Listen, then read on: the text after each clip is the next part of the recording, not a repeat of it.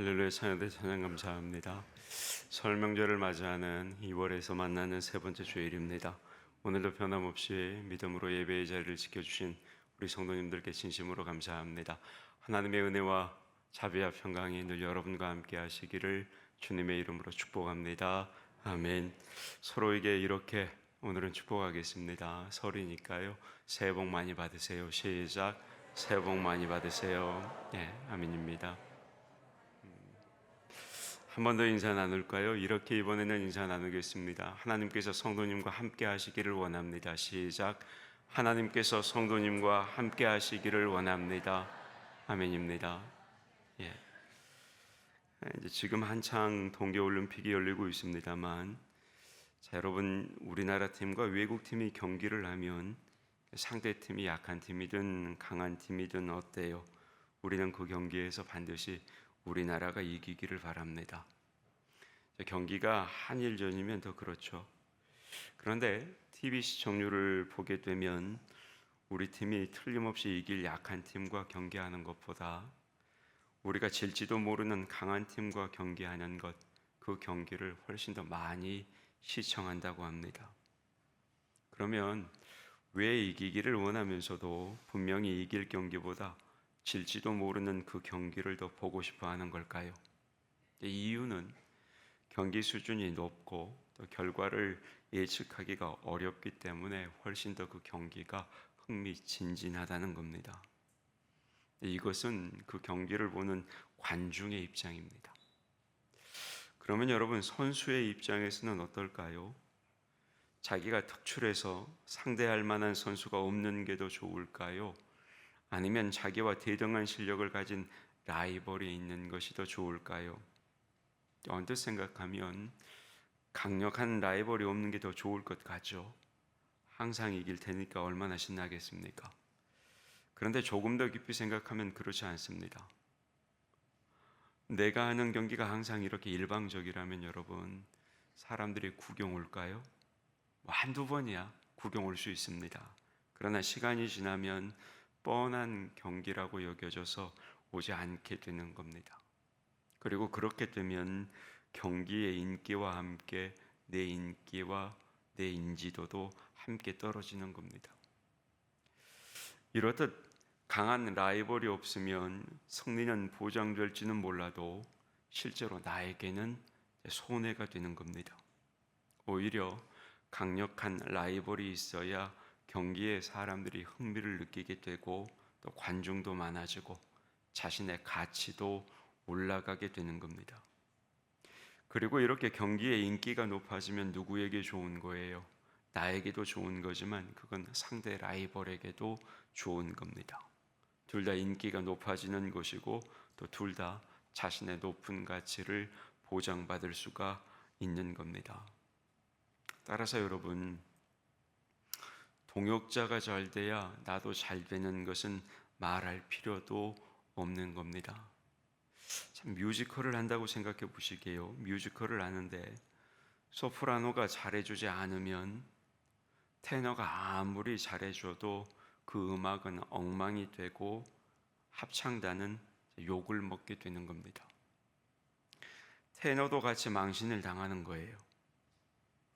우리는 가끔 내가 남보다 아주 특출하면 좋겠다 이런 생각을 합니다만, 그러나 여러분, 그것이 좋을 때도 있겠지만 나쁠 때도 많이 있습니다. 나는 뛰어나고 동역자들은 못하면 내가 사람들의 칭찬을 독차지해 좋을 것 같지만 오히려 못난 동역자들 때문에 나까지 함께 망하는 그런 경우가 더 많은 겁니다. 오히려 내가 좀 특출하지 못하더라도 유능한 사람들과 함께 좋은 열매를 맺고 함께 유익을 얻는 것, 여러분, 그것이 훨씬 더 나에게 복이라는 것이죠. 심지어 라이벌까지도 훌륭해야 그게 더 나에게 유익이 되는 겁니다. 이렇듯 여러분, 우리는 많은 경우에 있어서 이웃과 함께 성장하고 또 이웃과 함께 퇴보하는 겁니다. 그리고 여기서 우리는 우리가 복받는 한 가지 비결을 배우게 됩니다. 그게 뭐냐? 남이 잘 되도록 도와주고 아울러 남을 축복해 줘야 한다는 거예요. 왜일까요? 내 이웃이 잘 되면 나까지 잘 되기 때문입니다. 여러분 이렇게 한번 생각해 보세요. 내 이웃이 잘 되면 아울러 그 이웃의 이웃도 잘 될 것이고, 또 그렇게 가다 보면 어때요? 전체가 잘 될 것 아닙니까? 그렇게 되면 자연히 그 속에 있는 나도 잘 되는 겁니다. 이렇게 남을 도와주고 남을 축복해 주면 전체가 잘 되는 가운데 나도 잘 되는 거죠. 그런데 여러분 그것만이 아닙니다. 우리가 남을 돕고 축복해 주면 좋은 것이 세 가지가 더 있습니다. 첫째는 뭐냐? 남을 축복하는 우리에게 하나님께서 복을 주신다는 겁니다. 두 번째는 뭐냐? 남을 축복해 주면 나도 그들로부터 축복을 받는다는 겁니다. 그리고 세 번째는 뭐냐? 남이 그 복을 받을 자격이 없으면 내가 빌어준 그 복이 다름 아니라 다시 나에게로 돌아온다는 겁니다. 마태복음 10장 12절과 13절 말씀을 보면 예수님께서 제자들을 전도하러 보내시며 이렇게 말씀하십니다. 또 그 집에 들어가면서 평안을 빌어라. 그 집이 이에 합당하면 너희 빈 평안이 거기 임할 것이요 만일 합당하지 아니하면 그 평안이 너희에게로 돌아올 것이니라. 이렇게 말씀해요. 따라서 여러분, 우리는 늘 이웃을 축복해 줘야 되는 겁니다. 나뿐만 아니라 남을 축복해야 하는 거예요. 왜? 그것이 다름 아닌 나 자신을 축복하는 것이기 때문입니다. 자, 여러분, 오늘 본문 말씀인 룻기는 아주 짧은 책입니다. 그럼에도 불구하고 아주 아름다운 책이기도 합니다. 읽다 보면 우리의 마음이 따뜻해지고 우리의 마음을 흐뭇하게 해주는 책이 이 룻기서입니다. 그런데 이 책을 보면 축복받는 사람들이 나와요. 물론 처음에는 고생하는 사람들이 나오지만 나중에는 등장인물 모두가 행복하게 됩니다. 룻기에서 특별히 중요한 사람이 세 사람이에요. 주인공인 룻, 그리고 룻의 시어머니인 나오미, 그리고 나중에 룻의 남편이 되는 보아스, 이 세 사람입니다. 그런데 이 세 사람은 하나님의 은혜를 입어서 나중에 아주 행복한 인생을 꾸미게 됩니다. 여러분, 먼저 나오미는 보아스가 죽은 아들의 기업을 물려주기 때문에 이제 말년이 행복해져요. 더욱이 사랑하는 며느리 룻이 낳은 손자 오벳을 키우며 말년을 아주 행복하게 보내게 됩니다. 다음으로 이 룻은 이방 여인이었죠. 그런데 이방 여인이 하나님의 백성이 되고 특히 다윗의 증조모가 됩니다. 그래서 누구의 족보까지 들어가게 돼요? 예수님의 족보에까지 이 이방 여인이었던 룻의 이름이 들어가게 됩니다. 마지막으로 보아스도 마찬가지입니다. 보아스는 젊고 착한 아내를 얻게 되고 그래서 나중에는 위대한 다윗 가문의 조상이 돼요. 그래서 이 보아스도 예수님의 족보에 들어가 서게 됩니다. 그래서 이 세 사람의 모습은 하나님으로부터 복을 받는 비결이 무엇인지를 우리에게 잘 보여주는 거죠. 특별히 이 사람들이 보여주는 축복의 비결은 크게 네 가지입니다. 그 첫 번째가 뭐냐면 다름 아니라 하나님께로 나오는 겁니다.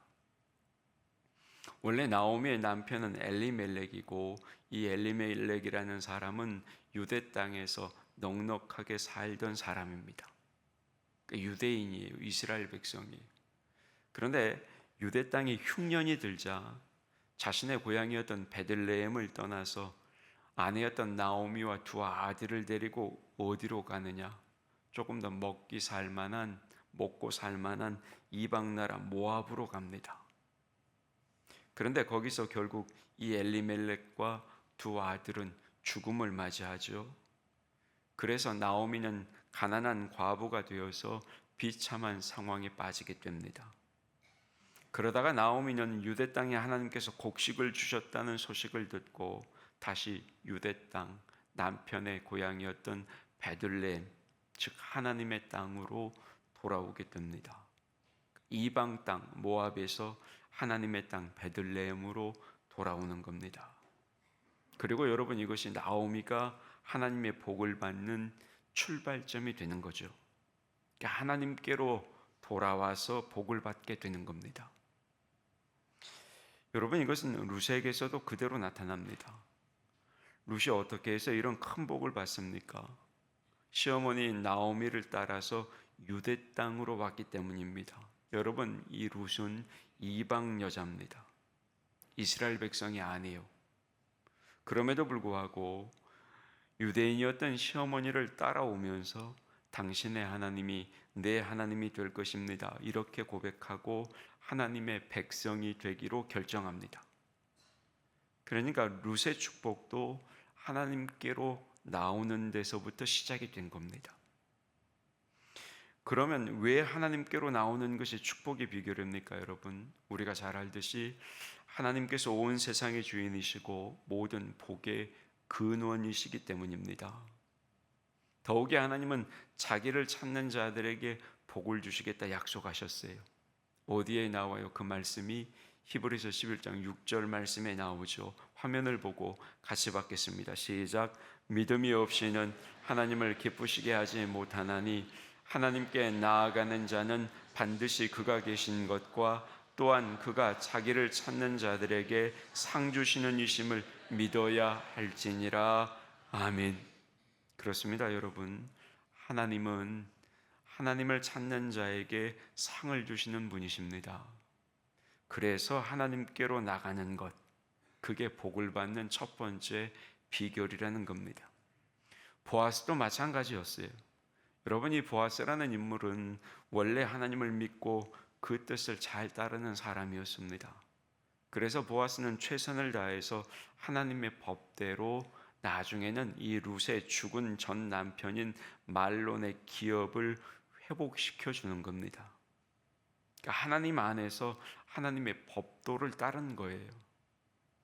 그러니까 결국 여러분, 이 세 사람은 다 하나님 품 안에서 하나님의 복을 받은 겁니다.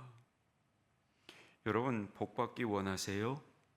그러면 하나님을 찾으시기를 바랍니다.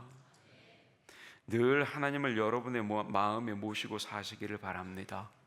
어려울 때마다, 그리고 그 하나님께 기도하시기를 바랍니다. 오늘 이 아침에 분주함에도 불구하고 하나님 앞에 나오신 것처럼 언제든지 하나님께 나아가는 것, 그것이 축복의 시작임을 여러분 잊지 마시기를 주님의 이름으로 축복합니다. 아멘. 두 번째는 뭐냐? 어려운 사람을 도와주었다는 겁니다. 여러분, 이 세 사람의 두 번째 공통점은 다름 아닌 어려운 사람을 도와준 겁니다.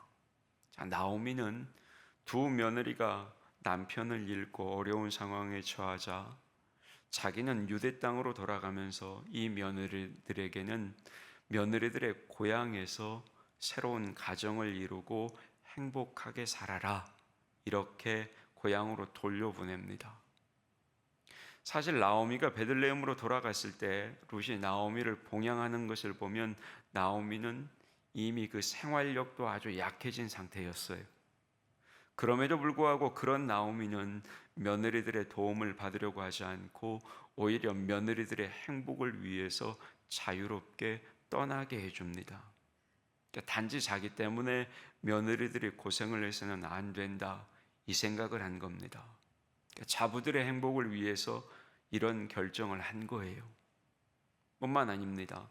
나중에는 보아스와의 결혼을 통해서 며느리 룻의 행복을 찾아주려고 합니다. 그러니까 여러분, 나오미는 룻의 행복을 위해서 최선을 다했던 겁니다. 아시겠지만 시어머니가 며느리를 위해서 이렇게 한다는 게 어디 쉬운 일입니까? 어려운 일이에요.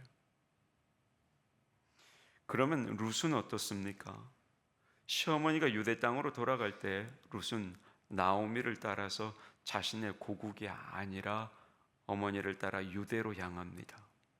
시어머니의 고향인 유대 땅으로 가서 자기보다 연약한 이 시어머니를 봉양하겠다는 거예요. 여러분, 생각해 보세요. 이방인이었던 룻에게 유대 땅은 타향입니다. 낯선 땅이에요. 거기에다가 지금 시어머니는 어때요? 아무것도 없는 빈 털털이 신세입니다. 따라서 이 시어머니를 따라가면 어때요? 고생길이 열리는 거예요. 그럼에도 불구하고 그 어려운 형편에 있는 시어머니를 그냥 내버려 둘 수가 없었던 겁니다. 그래서 낯설고 물서른 유대 땅에 들어가 시어머니를 봉양하기 시작하는 거예요. 그냥 봉양이 되지 않죠. 남의 밭에 나가 이삭을 줍는 일도 마다하지 않습니다. 그렇게 생계를 유지하는 거예요. 그런데 여러분, 이렇게 어려운 시어머니를 돕다가 누구를 만나는 거예요?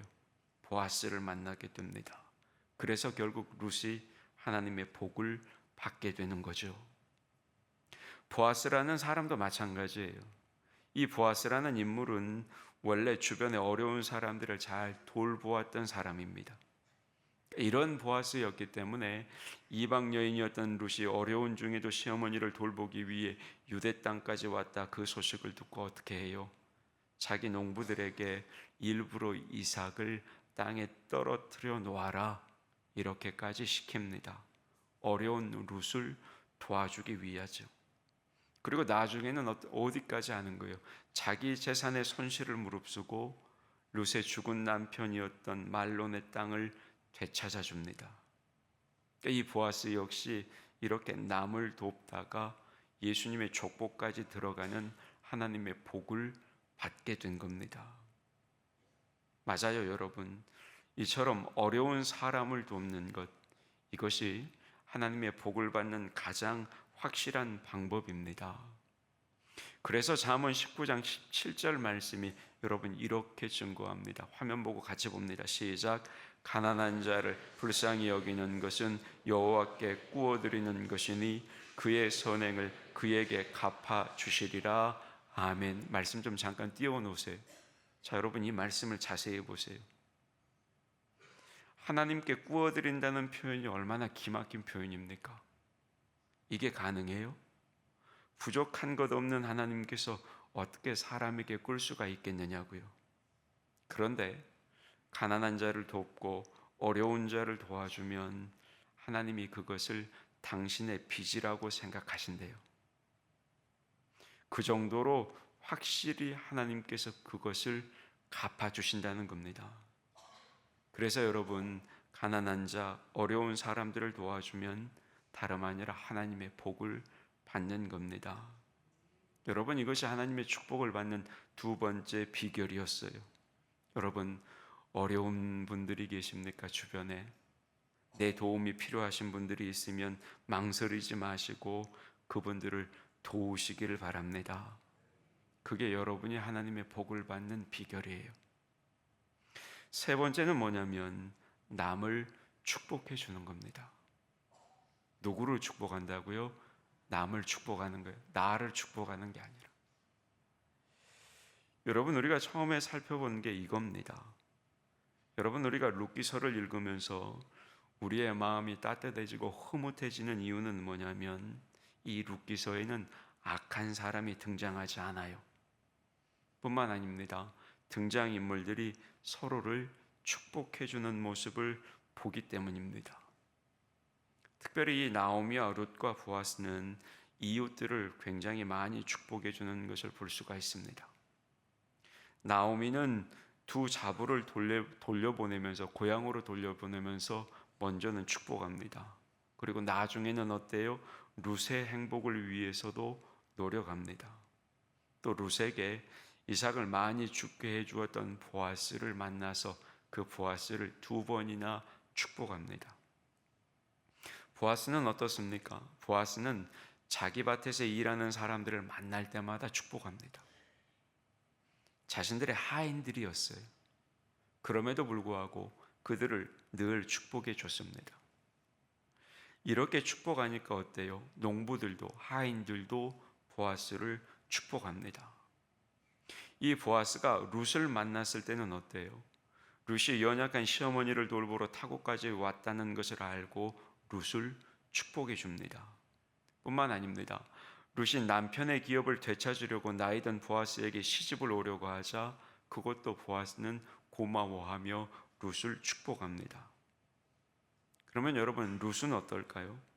사실 룻기에는 룻이 누군가를 축복하는 축복의 말은 나오지 않습니다.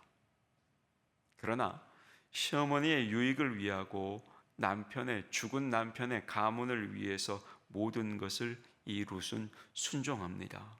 무슨 말이에요? 룻은 말이 아니라 자신의 행동을 통해서 축복했다는 거예요. 이런 과정들 속에서 이들은 서로를 축복해주고 아울러 축복을 받았던 겁니다. 뿐만 아닙니다. 다른 사람들로부터도 축복의 말을 많이 듣게 됩니다. 이 짧은 룻기서 안에는 나오미는 4번이나 남을 축복해주고 보아스는 3번을 축복해주고 아울러 누군가에게 4번을 축복을 받습니다. 그리고 룻은 5번 축복을 받습니다. 그러니까 이들은 서로를 축복해 줄 뿐만 아니라 또 다른 누군가를 축복해 주었고 아울러 그 사람의 축복을 받음으로써 결국에 나중에는 하나님의 큰 복을 받게 된 겁니다. 따라서 여러분, 서로를 축복하는 것이 하나님의 복을 받는 비결입니다. 만나는 사람마다 그 사람이 누구든지 간에 그 사람을 축복하시기를 바랍니다. 그게 내가 복을 받는 비결이에요. 마지막으로 축복의 4번째 비결은 뭐였냐면 순종입니다. 룻기에서는 특별히 이 룻의 순종이 두드러지죠. 룻은 시어머니가 하자는 대로 모든 것을 다 행합니다. 순종이에요. 나오미는 룻에게 심지어 뭐까지 이야기하냐면 룻에게 밤에 몸을 치장하고 보아스의 타작마당에 가서 보아스가 누울 때에 보아스가 덮는 이불의 발치에 가서 누워라, 이렇게까지 말합니다. 그런데 여러분, 이 말을 한번 생각해 보세요. 이건 좀 흉측한 거 아닙니까? 젊은 여인이 쉽게 순종할 수 있는 말이 아니잖아요. 나이든 보아스가 눕는 그 이불 발치에 가서 룻에게 누워라니, 룻의 입장에서 보면 이거 굉장히 난감한 이야기입니다. 그런데 어때요? 룻은 순종합니다.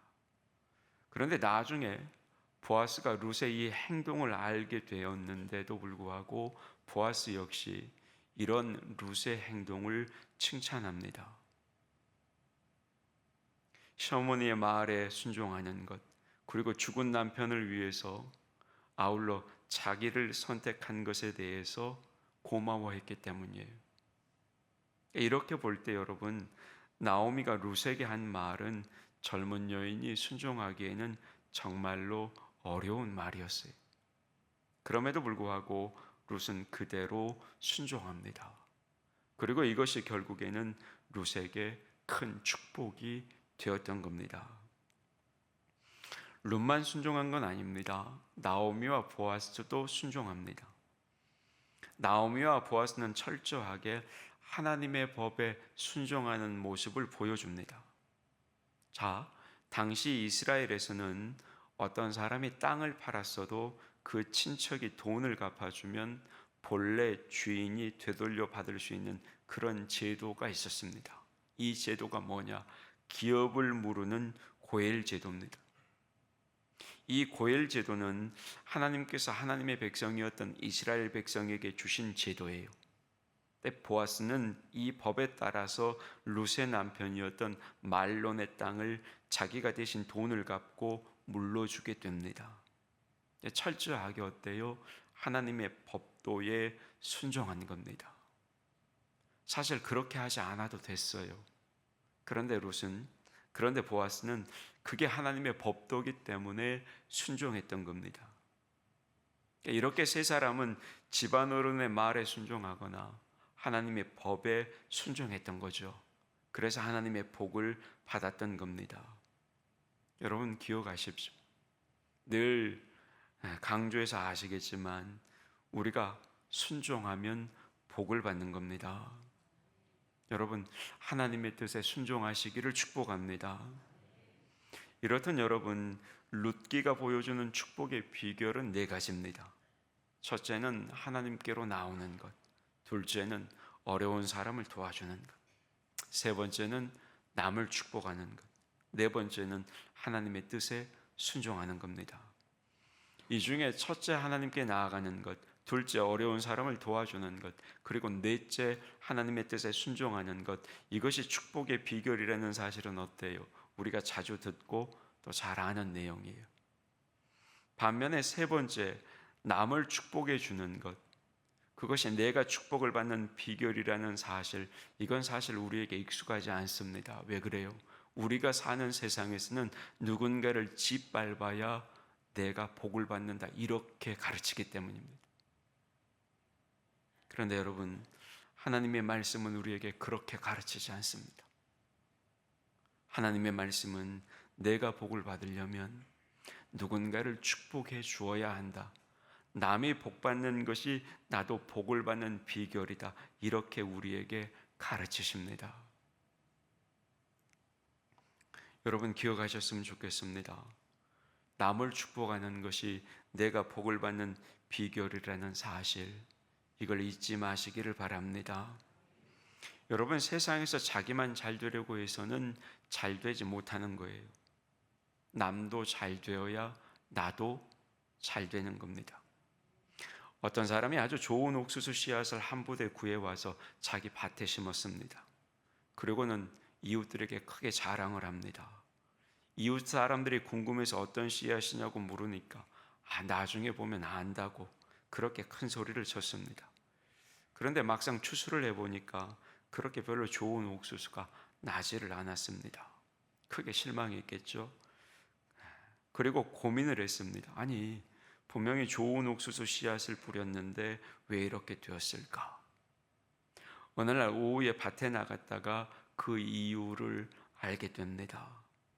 바람이 불면서 이웃 옥수수 밭에서 꽃가루가 자기 옥수수 밭으로 날아오는 거였습니다. 그래서 자기의 좋은 옥수수에 나쁜 옥수수의 꽃가루가 결합이 되어서 질이 떨어졌던 겁니다. 이 사람이 어떻게 했을까요? 즉시 좋은 옥수수 씨앗을 많이 구해다가 이웃의 밭에도 그 좋은 옥수수를 심어줬습니다. 결과는 좋은 옥수수를 거두게 되었습니다. 여러분, 기억하세요. 이웃이 잘 되어야 나도 잘 되는 겁니다. 이게 하나님의 말씀이 우리에게 가르치는 거예요. 여러분, 복 받고 싶으세요? 그러면 이웃을 많이 많이 축복하세요. 하라니까 빈말로 하지 마시고 여러분의 진심을 담아서 이웃이 잘 되기를 축복하시고 또한 잘 되도록 도우시기를 바랍니다. 여러분, 그게 우리 모두가 잘 되는 길이고 그게 내 자신도 복을 받는 길입니다. 남들이 잘못되어야 상대적으로 내가 잘 된다? 여러분, 이렇게 생각하지 마세요. 이거는 세상이 우리에게 심어놓는 생각들이란 말이에요. 그건 아니에요. 남들을 누르고 나만 튀려고 하지 마세요. 남들이 잘못되면 나도 불행해지는 겁니다.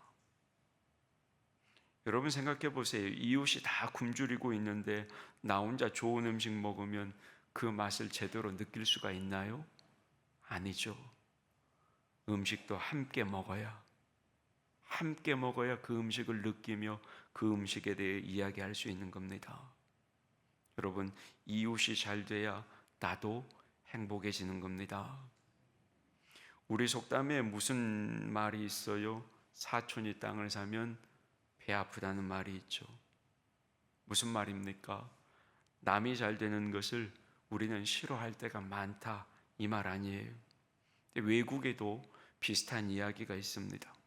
한 사람이 하나님이 자기 소원을 좀 들어주셨으면 좋겠다고 했습니다. 그러자 옆에 있던 친구가 정말 자기도 좀 그랬으면 좋겠다고 맞장구를 쳤습니다. 그런데 진짜로 하나님이 이들의 말을 들으시고 천사를 이 사람들에게 보냈습니다. 천사가 와서 이 사람들에게 말합니다. 하나님이 특별히 나를 보내셨다. 너희 소원이 뭐냐? 한번 말해보라. 다 들어주겠다. 그런데 한 가지 조건이 있다. 그게 뭐냐? 한 사람이 말하는 것을 다른 사람에게는 2배로 주겠다. 자, 여러분, 이럴 때 어떻게 해야 합니까? 내가 무언가를 구해도 나는 저 친구의 절반밖에 되지를 않습니다. 100억 로또에 당첨되게 해달라고 하면 저 친구는 얼마에 당첨되는 거예요? 200억 당첨되는 거죠. 그런데 여러분, 내가 저 친구보다 2배 더 잘 될 수 있는 방법이 있습니다. 그게 뭘까요? 내가 복을 받지 않고 내가 해를 당하면 됩니다. 그러면 친구는 2배나 해를 당하니까요. 그 천사의 이야기를 듣고 한 친구가 말합니다. 우리 집이 조금만 무너지게 해주세요. 그러자 그 친구의 집이 어떻게 되겠어요? 폭삭 무너집니다. 그러자 그 친구가 화가 나서 이렇게 말을 합니다. 제 눈 하나를 빼주세요. 그럼 어떻게 되는 거예요? 친구의 눈 2개가 다 없어지는 거죠. 여러분, 남이 불행해지면 상대적으로 내가 더 행복해지는 것 같지만 여러분, 그건 결코 행복이 아니에요. 남이 행복해져야 나도 행복해지는 겁니다. 더 좋은 것은 내가 남의 행복을 기원해 줄수록 하나님이 나에게도 더 큰 축복을 주신다는 겁니다. 아까 가난한 자를 도와주면 하나님이 갚아주신다고 했죠. 꼭 가난한 사람이 아니더라도 누군가에게 사랑을 베풀면 여러분, 하나님께서는 반드시 나에게 상급을 주시는 겁니다. 그러니 남을 축복해 주면 남과 내가 다 축복을 받는 겁니다. 방금 이야기 드린 서양의 이야기를 이렇게 바꾸면 성경의 가르침에 가까워집니다. 네 소원을 말하지 말고 남을 먼저 축복해 주어라. 그러면 너에게는 그 2배를 주겠다. 이러면 어때요? 누구나 남을 축복하겠죠. 꼭 2배는 아니겠지만 이런 원리가 여러분, 이런 원리가 하나님께서 말씀하시는 축복의 원리입니다. 남을 축복하면 나는 그 이상의 축복을 받는 겁니다. 더욱이 우리가 서로 축복을 해주면 우리 모두가 축복을 받으며 사는 겁니다. 그리고 이것이 룻기의 아름다운 축복이 우리에게서 이루어지는 모습이에요. 더욱이 우리가 남을 축복하면 여러분, 그 축복은 결코 헛되지 않아요. 그 사람에게 전달되는 겁니다. 그럼에도 만약에 그 사람이 받을 자격이 없으면 어때요? 그 축복은 나에게로 돌아오는 거예요. 그러니까 우리가 말로 축복해 주는 순간 그 축복은 단순한 말이 아니고 단순한 생각이 아니고 실체가 되는 겁니다. 진짜 복덩어리가 되는 거예요. 그런데 말로 축복이 만들어질 때는 하나가 아니라 2개의 복덩어리가 되는 겁니다. 하나는 그 사람에게 날아가고 하나는 나에게로 날아오는 겁니다. 그래서 상대와 나와 상대 모두에게 축복이 되는 겁니다. 더욱이 그 사람에게 날아갔던 복덩어리가 그가 받을 사람이 못 되면 다시 나에게로 여러분 어떻게 된다고요? 돌아오게 된다고요. 그러니까 여러분, 축복을 해준다는 것은 이렇게 신비한 복을 낳는 겁니다. 그러면 여러분은 이 복덩어리를 누구에게 주실랍니까? 먼저는 여러분의 가족들에게 주시기를 바랍니다. 자녀와 가족들을 만날 때마다 축복하시라고요. 그러면 가정마다 얼마나 큰 복이 임하겠습니까? 뿐만 아닙니다. 교우들에게, 교회에서 만나는 다른 성도들에게도 축복하시기를 바랍니다. 예배드리고 있는 내 곁에 계시는 성도님들에게 축복하시라고요. 그분에게만 축복하시겠습니까? 아니요. 교회에서 만나는 모든 분들에게 축복하시기를 바랍니다. 그것도 한 번만 하지 마시고 만날 때마다 축복하시기를 바랍니다. 그렇게 되면 그분도 복을 받지만 나도 복을 받는다고요. 나주교회 안에서 신앙생활 하시는 모든 성도님들은 이런 축복의 신비를 경험하시기를 바랍니다. 그리고 여러분, 이 말이 무슨 말이냐면, 이 말은 어떤 말이냐면 남의 약점이나 문제점을 들춰내는 것, 그거 그만하라는 말이에요.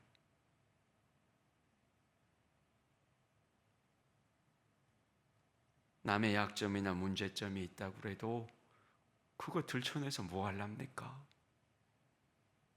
그거 들춰내면 내가 좀 좋게 보이는 게 맞아요? 아니라고요. 더 못나 보이는 거예요. 여러분, 그런 건 안 해도 되는 거예요. 하지 말아야 되는 거예요. 여러분, 세상에서 그런 것들이 우리의 삶에 자꾸 묻어요. 그런데 묻어 있다고 해서 자꾸 그것을 교회에 와서도 하는 건 아니에요. 그건 아니라고. 여러분, 성도들 사이에서만큼은 서로 축복만 하시기를 바랍니다. 아울러 우리 주변의 모든 이웃을 축복해 주시면 좋겠어요. 혹시 그 상대가 나와 경쟁자라 할지라도 그 사람을 만나면 축복해 주시기를 바랍니다. 그러면 여러분, 하나님은 그 사람만 잘 되게 하고 나를 망하게 하시는 게 아니에요. 모두에게 훨씬 더 큰 축복을 주시는 겁니다. 말씀을 맺겠습니다. 설 명절입니다. 가족을 만나면 뭐 하실랍니까? 가족 만나면 여러분 축복해 드리세요. 친지들을 만나면 뭐 하실랍니까? 친지들을 축복해 드리세요. 손자 손녀들 만나면 뭐 하실랍니까? 입 놔두고 축복해 드리세요. 진심을 담아서 축복하세요. 아울러 오늘은 성도님들을 만나셨으니까 내 앉아 계신 성도님들에게 축복하시기를 바랍니다. 서로 한번 축복해 주세요. 하나님이 당신을 축복합니다. 나도 축복합니다. 복 많이 받으세요. 예. 여러분, 축복을 하는 건 누군가에게 뺏기지 마세요. 누군가 나를 축복해 주기 전에 내가 먼저 상대를 축복하시기를 바랍니다. 여러분, 그렇게 될 때 하나님의 축복이 우리 모두에게 풍성하게 임하는 겁니다. 여러분, 우리 복 받기 좋아하잖아요. 저도 좋아해요. 그러려면 하나님이 말씀하시는 이 축복의 신비를 알아야 하는 겁니다. 함께 축복하는 거예요. 그래서 함께 복을 받는 거예요. 이런 은혜가 우리 성도님들과 함께 하시기를 주님의 이름으로 축복합니다. 아멘. 하나님 아버지, 주신 말씀을 기억하며 우리의 가족을, 우리의 이웃을, 우리의 교우들을 진심으로 더 많이 축복하며 사는 그리스도인들, 그 그리스도인들이 우리 나주교회 성도들이 되게 하여 주시옵소서. 설 명절을 맞이합니다. 만나는 이들에게 하나님의 축복을 전하는 축복의 통로가 되게 하여 주시고, 그 축복 아래에 모든 이에게 행복과 평안을 선물하는 우리 나주교회 모든 성도들이 되게 하여 주시옵소서. 감사드리며 예수님의 이름으로 축복하며 기도하옵나이다. 아멘.